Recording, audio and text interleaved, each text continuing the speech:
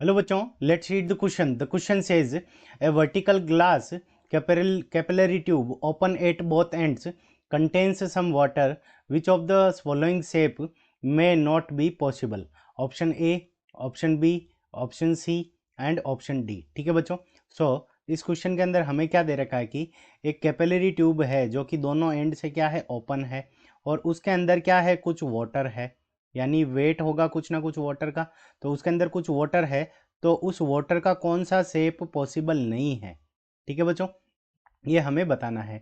तो देखो, अगर वाटर कुछ इनसाइड ऊपर की तरफ चढ़ रहा है तो उस कंडीशन के अंदर क्या होना चाहिए कि वेट ऑफ वाटर. ठीक है बच्चों, वेट ऑफ वाटर, यानी जो वाटर का वेट है वो किसी ना किसी अपवर्ड फोर्स से बैलेंस होना चाहिए. So weight of water must be balanced by, किसके द्वारा बैलेंस होना चाहिए, तो सरफेस टेंशन के द्वारा. तो सरफेस टेंशन हमारा कितना होगा, 2t pi are cos theta. ठीक है बच्चों, 2t pi are cos theta. यहाँ पे 2 पाई आर आता है तो 2 हमने क्या ले लिया, आगे ले लिया, तो इसलिए क्या हो गया 2t pi are cos theta. अब देखो, हम एक एक करके सारे के अंदर देख लेते हैं किसके अंदर वेट बैलेंस हो रहा है कि नहीं हो रहा है. तो पहला अगर हम शेप देखें तो उसके अंदर ये कुछ शेप हमारा ऐसा गिवन है. इसके अंदर क्या लगेगा कि सरफेस टेंशन टेंजेंशियल डायरेक्शन में इस तरह से लगेगा. तो यहाँ पे अगर हम इसका देखें एंगल ऑफ कॉन्टैक्ट वर्टिकल के साथ में, तो ये थीटा हो गया, और यहाँ पे भी ये वाला एंगल भी हमारा कितना हो जाएगा, थीटा हो जाएगा. ये हो गया थीटा. अब इसका देखें सरफेस टेंशन का फोर्स इस डायरेक्शन में, तो वर्टिकल के साथ में इसका भी एंगल हमारा कितना हो जाएगा, ये वाला एंगल भी थीटा हो गया, और इसका भी वर्टिकल के साथ में एंगल देखेंगे तो ये वाला एंगल भी हमारा कितना हो जाएगा, थीटा हो जाएगा. ठीक है बच्चों, तो इसका जो कंपोनेंट होगा टी कोस थीटा, ये क्या लगेगा, डाउनवर्ड लगेगा, डाउन. ठीक है बच्चों, और इसका जो सरफेस टेंशन का ये कंपोनेंट होगा, ये क्या लगेगा, अपवर्ड, अप डायरेक्शन के अंदर. तो जो टोटल एक्सटर्नल फोर्स हो गया सरफेस टेंशन के कारण, फोर्स ऑफ सरफेस टेंशन को टी लिख देते हैं, तो फोर्स ऑफ टी यानी सरफेस टेंशन का जो फोर्स है वो क्या हो गया, जीरो हो गया हमारा नेट. तो इस कंडीशन के अंदर वेट को बैलेंस करने वाला वेट हमारा क्या लगेगा, नीचे की तरफ. तो वेट को बैलेंस करने वाला कोई फोर्स नहीं है इस कंडीशन में, यानी ये वाला शेप पॉसिबल नहीं है, और हमें नॉट पॉसिबल निकालना है, तो ऑप्शन ए हमारा करेक्ट हो जाएगा. ऑप्शन बी की अगर हम बात करें, ठीक है बच्चों. ऑप्शन बी के अंदर ये वाला सरफेस हमारा कुछ ऐसा दे रखा है, ये ऐसे.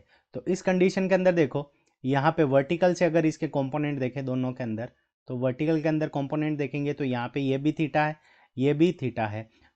ये जो नेट जो फोर्स लगेगा वो हमारा क्या लगेगा, डाउनवर्ड डायरेक्शन के अंदर लग जाएगा.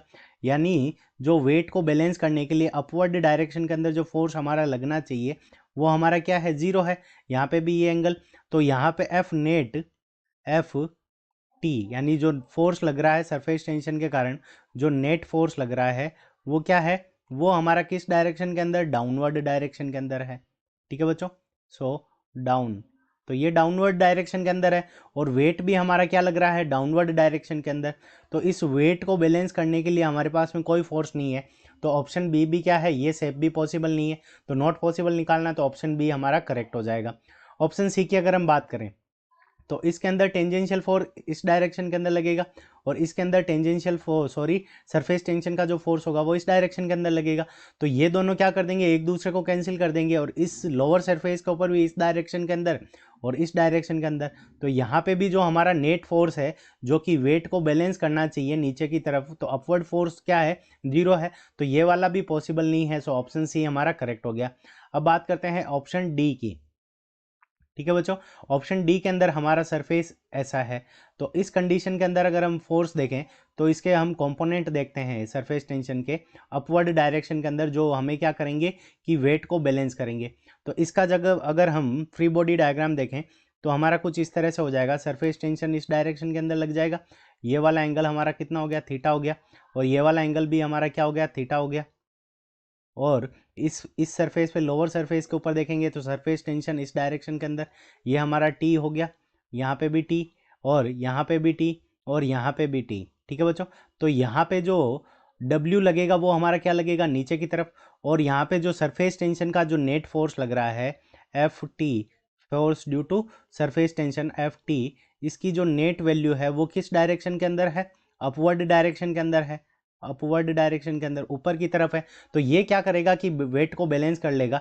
तो इसका मतलब ऑप्शन डी पॉसिबल है और हमें नॉट पॉसिबल निकालना है, तो ऑप्शन डी हमारा क्या हो जाएगा, इनकरेक्ट हो जाएगा। So option A, option B and option C, all three are the correct answer of this question. I hope you understood it well. Best of luck. Thank you.